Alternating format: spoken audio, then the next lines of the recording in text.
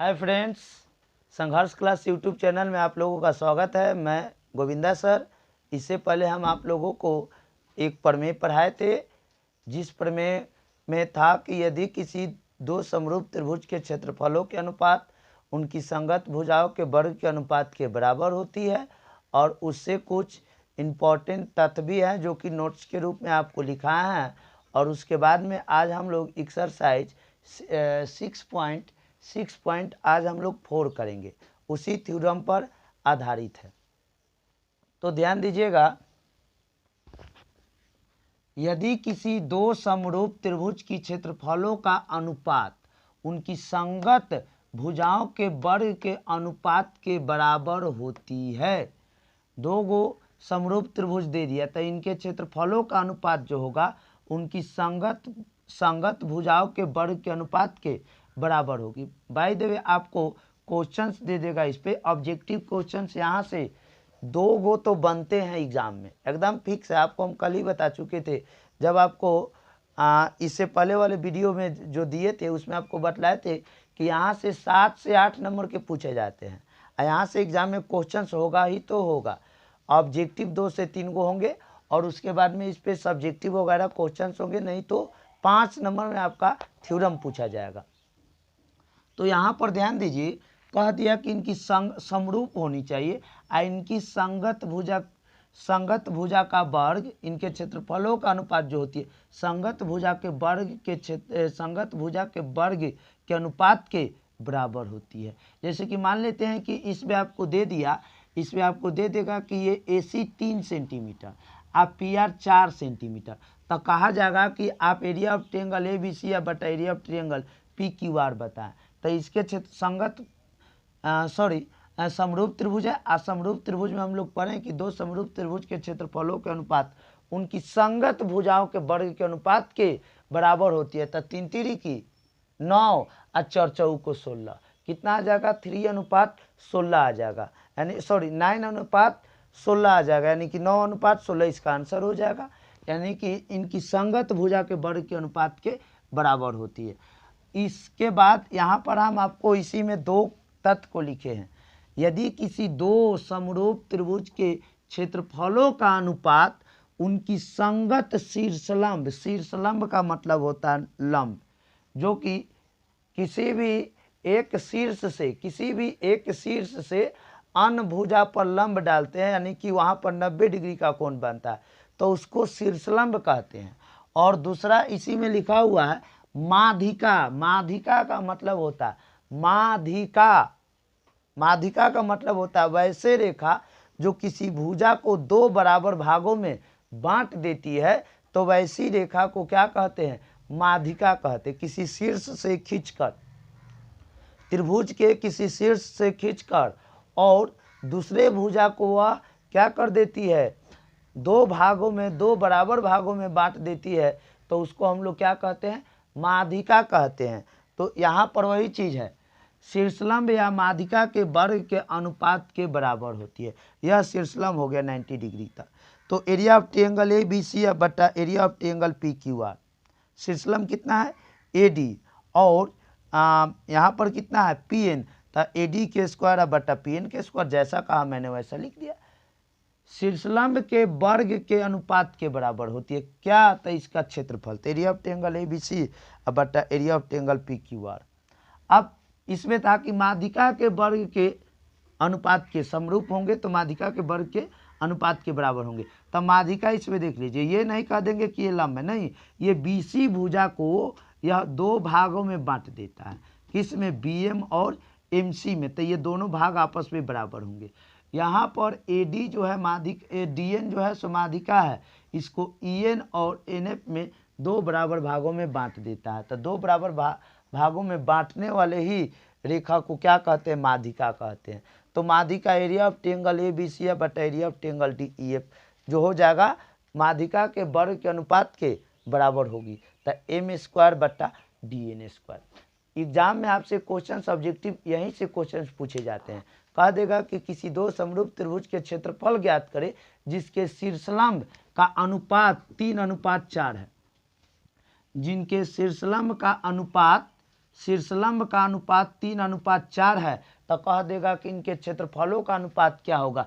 तो 3 3 की 9, 3 3 की 9 और 4 4 को 16 आंसर हो जाएगा। अगर कह देगा कि किसी दो समरूप त्रिभुज के क्षेत्रफलों का किसी दो समरूप त्रिभुज के क्षेत्रफल ज्ञात करे जिनकी भुजाओं का संगत भुजाओं का अनुपात है, संगत भुजाओं का अनुपात है 5/6 यानी कि 5:6, तो इसके क्षेत्रफलों का अनुपात कितना होगा। तो 5 के स्क्वायर 25, 6 के 36 आंसर हो गया। बिल्कुल इजी क्वेश्चन है। फिर अगर आपसे कह देगा कि किसी दो समरूप त्रिभुज के क्षेत्रफल ज्ञात करे, क्षेत्रफलों का अनुपात ज्ञात करे जबकि उसमें माध्यिका का अनुपात 2:3 है यानी कि 2/3 है तो इनके क्षेत्रफलों का अनुपात कितना हो जाएगा। तो 2 का स्क्वायर 4 और 3 3 की 9। ये बिल्कुल इजी क्वेश्चन है। इसी पर आधारित हम लोग क्वेश्चंस को करेंगे। जब तक आप लोग इसका स्क्रीनशॉट ले लीजिए।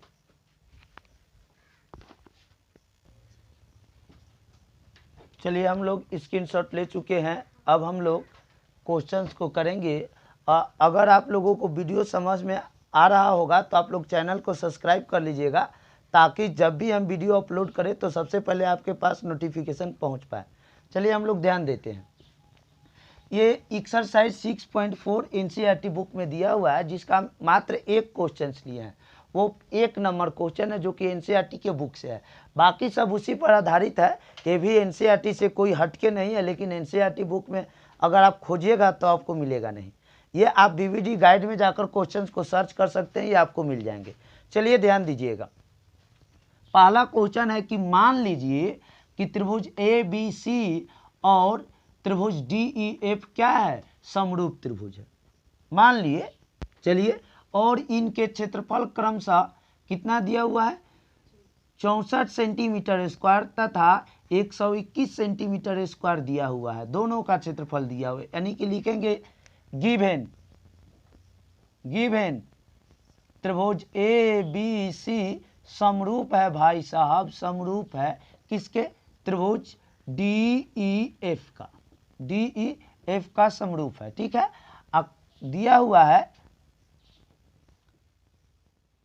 कि इनके क्षेत्रफल यानी कि एरिया ऑफ ट्रायंगल ABC दिया हुआ है कितना, 64 सेंटीमीटर स्क्वायर, 64 सेंटीमीटर स्क्वायर। और एक तो और जो है क्या भाई साहब, DEF area of triangle DEF जो दिया हुआ है वो कितना है, 121 सेंटीमीटर स्क्वायर, 121 सेंटीमीटर स्क्वायर। और उसमें एक भुजा भी दिया हुआ है। भुजा जो दिया हुआ है EF इक्वल टू दिया हुआ है, EF equal to 15.4 centimetre square. तो हमसे कह रहा है कि BC क्या होगा, BC इक्वल टू व्हाट। आप फिगर किस लिए बनाइएगा, यहाँ तो सब क्लियर है। नहीं तो अगर आपको शौक है कि ना सर हमको फिगर पर बताइए तो फिगर भी देख लीजिए। ये त्रिभुज है,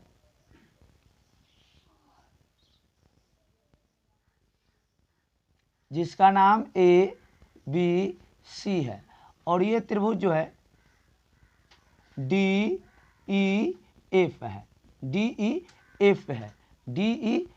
है।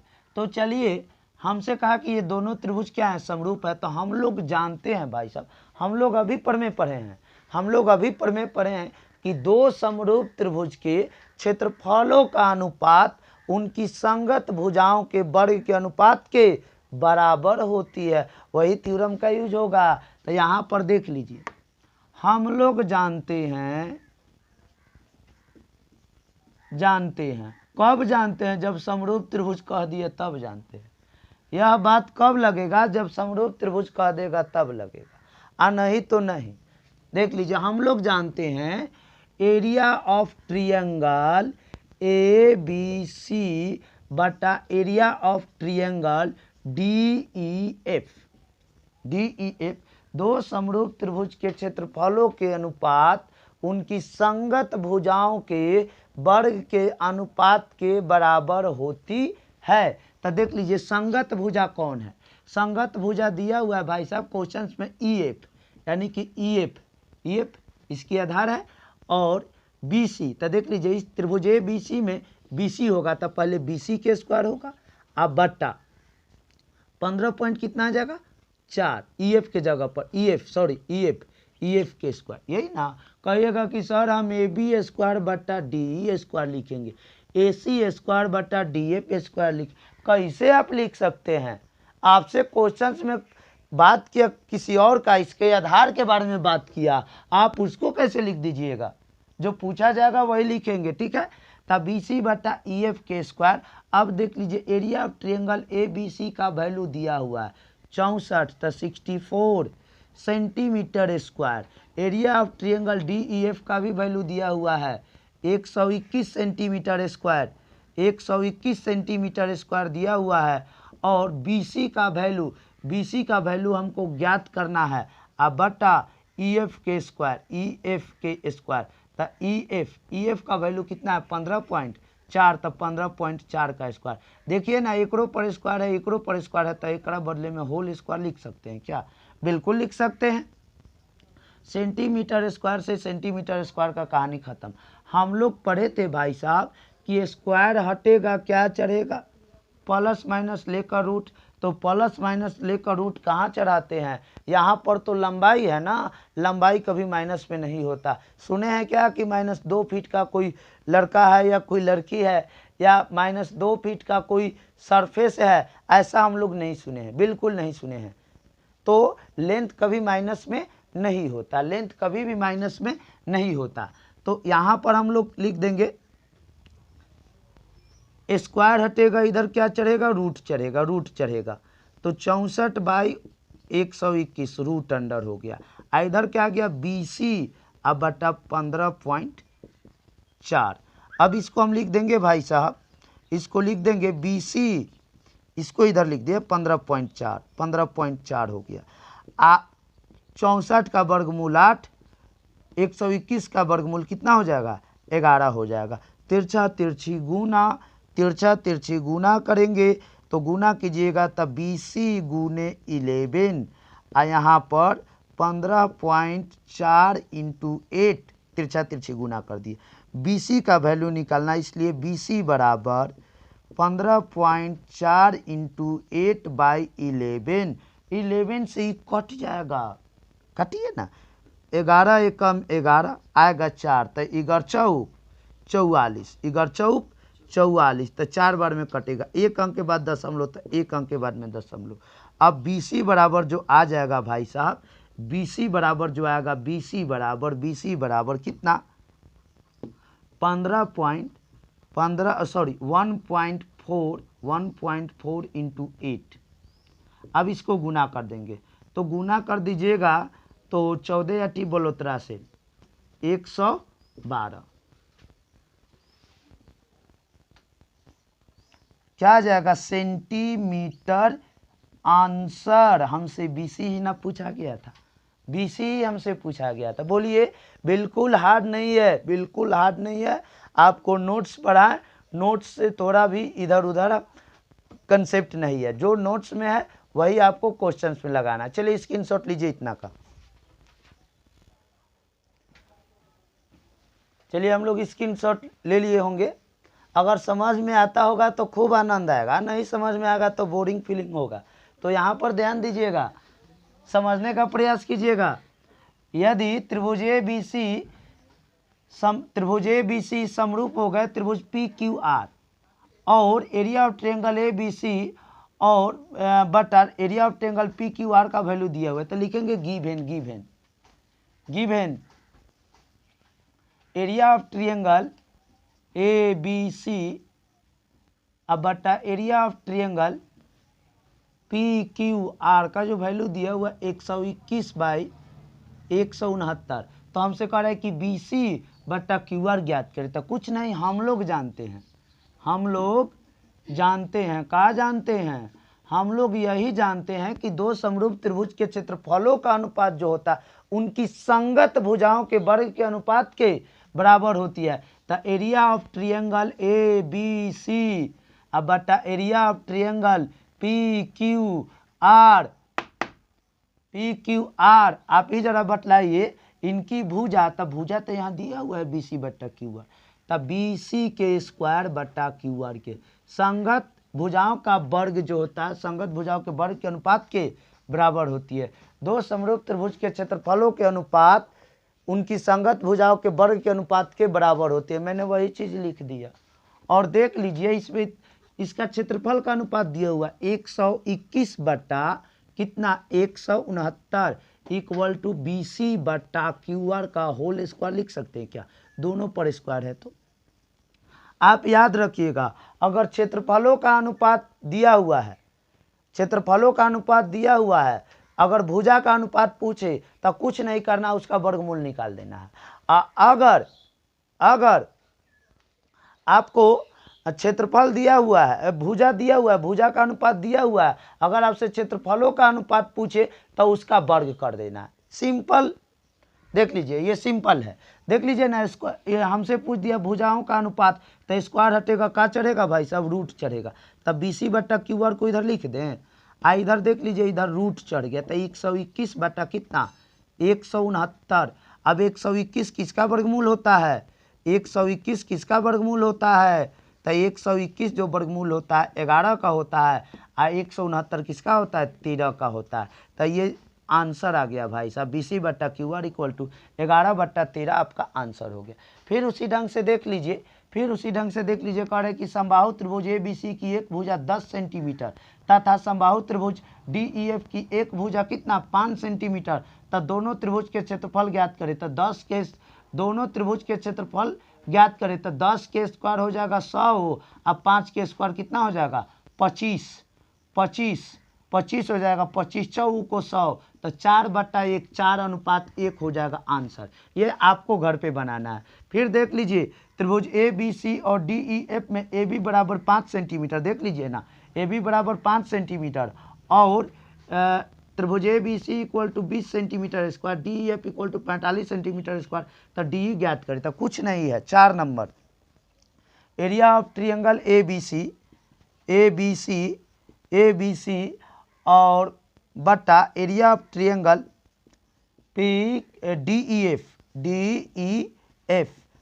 पहले कह दिया है कि यह समरूप है, तब यह समरूपे के लिए यह रूल लागू होता है। तो इनकी भुजा क्या भाई साहब AB के स्क्वायर हो जाएगा, अब बट्टा DE के स्क्वायर हो जाएगा।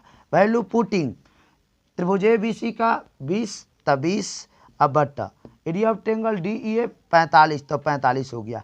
इसको AB का वैल्यू दिया हुआ है 5 तो 5, और DE का वैल्यू निकालना है तो DE, आई स्क्वायर है तो होल स्क्वायर कर दिए। किसी को दिक्कत तो बोलिए। अब यहाँ पर देख लीजिए भाई साहब, यहाँ पर देख लीजिए तिरछा तिरछी का कर देंगे, स्क्वायर हटेगा इधर क्या चढ़ेगा, स्क्वायर हटेगा इधर क्या चढ़ेगा, या स्क्वायर है ना भाई। तो देख लीजिए 5 के स्क्वायर कितना हो जाएगा, AB के जगह पर 5 तो 5 के स्क्वायर और DE के स्क्वायर। यहाँ पर देख लीजिए 20 अब बट्टा 45 इक्वल टू 5 के स्क्वायर 25, अब बट्टा कितना आ जाएगा भाई साहब DE के स्क्वायर हो जाएगा। अब आप ही जरा बतलाइए, तिरछा तिरछी गुना कर देंगे तब 20 गुने DE के स्क्वायर इक्वल टू 25 गुने 45। यहाँ से DE के स्क्वायर निकालेंगे तो यहाँ पर 25 गुने 45, अब बट्टा कितना आ जाएगा भाई साहब, बट्टा 20 तो इसको काट दीजिएगा, 50 25 पंचऊ को 20, तो यहाँ पर आ जाएगा DE स्क्वायर हटेगा तो उधर क्या चढ़ेगा भाई साहब, रूट चढ़ेगा। तो इसको लिख सकते हैं 5 गुने, इसको लिख सकते हैं कि 5 गुने 9, 9 पचे 45, अब बट्टा 4, 2 गो 5 में से 1 गो 5 निकल जाएगा, 1 गो 5 निकलेगा, तो DE बराबर 1 गो 5 बाहर, और 9 का वर्गमूल कितना 3, अब बट्टा 4 के वर्गमूल 2, तो 5 या 15 आ गया भाई साहब, 15/2 यानी कि कितना 7.5 आ जाएगा, 7.5 सेंटीमीटर क्या हो गया आंसर। हार्ड है क्या? बिल्कुल हार्ड नहीं है दोस्तों। तो आप लोगों को अगर इस वीडियो समझ में आता होगा तो चैनल को सब्सक्राइब कर ले और कमेंट करें और वीडियो को लाइक करना ना भूले। जय हिंद, जय भारत।